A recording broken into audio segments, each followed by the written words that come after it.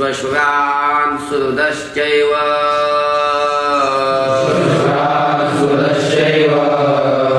सेनयोरुभयोरपि तान् समीक्ष्य स कौन्तेय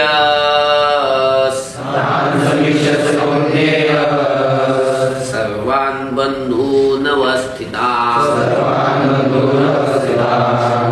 श्वशुरान् सुहृदः च एव सेनयोः उभयोः अपि तान् समीक्ष्य सः कौन्तेयः सर्वान् बंधून अवस्थितान्. तर हा पदच्छेद झाला. आता ऐका, अन्वय करत असताना 26वा श्लोक आणि 27व्या श्लोकातली वरची वळ या 3 वळीचा अन्वय एकत्र आहे. अथ म्हणजे त्यानंतर म्हणजे कशाच्या नंतर आहे, म्हणजे भगवान श्रीकृष्णाने अर्जुनाचा रथ दोन्ही सैन्यांच्या मध्ये स्थापन केला आणि स्थापन करून अर्जुनाला म्हटलं, अर्जुना या उभ्या असलेल्या सर्व कौरवांना तू काय कर, असं ज्या वेळेला भगवान श्रीकृष्ण बोलले. अथ त्यानंतर पार्थ म्हणजे अर्जुन.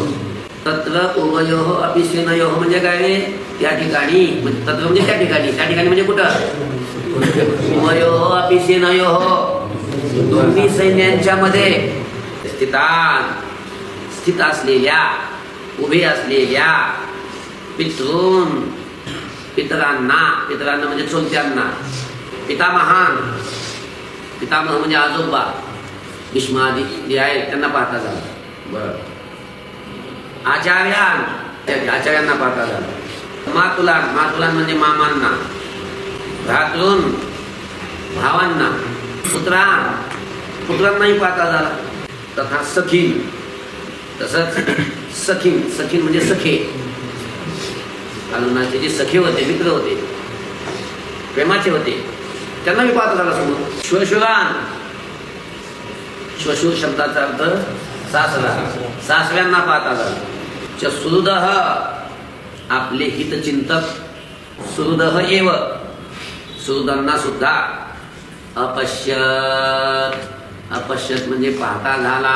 अपश्य शब्द दिसला का कुठे, 26व्या श्लोकामध्ये वरच्या वळीचा सुरुवातीला तत्वच्या पुढं दिसलं का, तत्व अपश्यत आहे ना. अपश्यत म्हणजे पाहता झाला.